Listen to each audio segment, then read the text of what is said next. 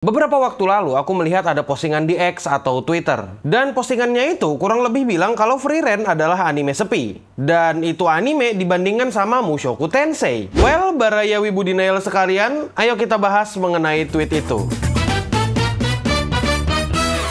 Jadi, hari ini aku mau bahas spesifik kenapa anime ini dibilang anime sepi. Bahkan ya, admin Muse sendiri pun ngomong, setidaknya fandomnya nggak cringe. Well, kalau mau dibandingkan sama Mushoku Tensei yang oknum fansnya suka spoiler sampai tamat, aku setuju sih. Tapi gini, awalnya aku juga mikir, waktu awal manga ini diumumkan, kemungkinan anime ini bakal sepi. Karena aku udah baca manganya dari kapan tahun. Dan entah kenapa, awalnya aku berpikir kalau anime ini nggak bakal rame dan menjadi sesuatu yang booming banget. Soalnya, kalau dilihat-lihat dari kacamata orang awam, cerita animenya bosenin, kayak slice of life biasa. Jalan-jalan, pindah kota, ketemu masalah baru. Aku ngerasa kalau anime ini gak akan cocok untuk semua orang, terutama orang Indonesia yang lebih suka sesuatu yang flashy atau yang ada berantemnya. Ya, minimal ada harem atau ada karakter cantiknya gitulah. Tapi jangan salah, aku gak bilang animenya jelek. Aku sendiri udah baca manganya ini dari lama dan aku suka banget sama cerita dan konsep dari anime ini. Demi apapun, aku sangat suka dengan Frieren bahkan sebelum ada animenya. Aku cuma berpikir paling nanti penilaian orang bakal rendah untuk anime ini. Entar dikatain ngebosenin, ceritanya basi, terus bikin ngantuk, dan banyak lainnya. Waktu ada pengumuman adaptasi anime, aku excited, tapi aku nggak tahu gimana dengan reaksi orang lain. Apalagi waktu itu ada pengumuman yang ngisi openingnya itu YOASOBI. Aku ngerasa kayaknya nggak bakal banyak yang suka deh. Apalagi belakangan ini banyak orang yang overhead ke YOASOBI kan. Ditambah lagi aku ngeliat postingan ini pas 3 Oktober, nggak lama setelah Frieren rilis episode 1 yang panjangnya itu kayak 1 jam. Bahkan kalau mau ditarik ke belakang lagi, view-nya Mushoku Tensei season kemarin itu jauh lebih banyak kalau dibandingkan sama Frieren. Terus apakah artinya anime ini anime yang sepi? Ya sebenarnya nggak juga. Anime ini rame-rame aja kalau dilihat-lihat. Gara-gara anime ini akhirnya muncul tren meme pabrik susu. Terus ada lagi native isekai. Bahkan ada juga tren kamus waktu Frieren. Kayak misalnya belum lama ini artinya 50 tahun lalu. Sudah lama artinya 1000 tahun lalu. Dan banyak lainnya lah yang beredar. Kalau misalnya explore ke luar negeri atau Twitter orang-orang luar, Farhad Frieren itu ada banyak di mana-mana dan beredar di mana-mana. Dari yang aman sampai nggak aman.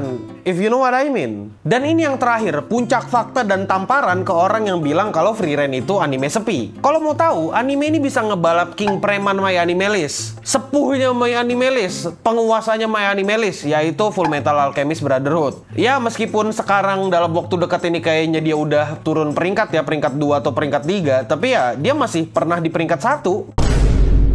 Tapi serius dah, menurutku sendiri, kalau mau dipikir secara mendalam dan secara objektif, wajar kalau Frieren itu bisa disukai sama banyak orang. Dari segi visualnya juga cakep banget. Terus ceritanya itu lumayan dalam dan ada banyak pelajaran yang bisa diambil dari ceritanya. Menurutku sebenarnya bukan hal bijak kalau ngukur anime sepi atau rame itu berdasarkan jumlah view yang ada di YouTube. Apalagi di sini maksudnya YouTube Indonesia. Karena gini loh, asal kau tahu ya, anime ini tayangnya di banyak platform juga gitu. Tayangnya di banyak tempat di seluruh dunia. Dan bukan cuma di satu tempat doang gitu, bukan cuma di YouTube doang. Bahkan ya, anime ini pun sebenarnya pernah mengalahkan ratingnya One Piece di Final Wano Arc. One Piece loh, dikalahkan sama Frieren. Tapi gini loh, cobalah berhenti berpikir kalau Indonesia adalah pusat alam semesta dunia. Enggak kayak gitu. Anime ini sepi mungkin cuma di Indonesia, karena mungkin selera Indonesia tidak seperti itu. Dan mungkin juga kemampuan berpikir orang-orang di Indonesia belum mampu seperti di luar negeri atau di kebanyakan tempat lainnya. Ya, maksudku di sini tuh orang-orang masih mempermasalahkan juara masak gitu loh. Masa iya mereka mampu buat berpikir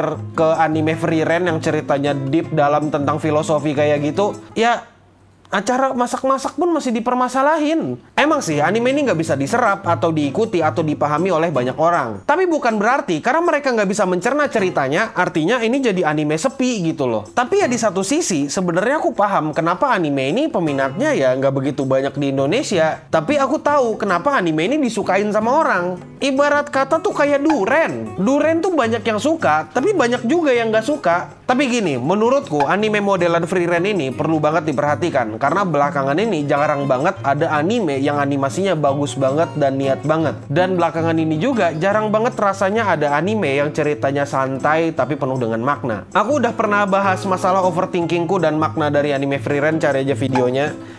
Tapi gini, pendapatku nggak terlalu penting. Menurutmu sendiri, Frieren ini termasuk anime yang sepi atau anime yang rame? Coba kau bisa komentar di bawah. Kalau misalnya aku ada salah dan kau nggak setuju dengan argumenku, kau bisa komentar di bawah. Nanti kita bisa diskusi sama-sama. Ya udah, itu aja dulu. Aku admin Yami. Stay clean and sound.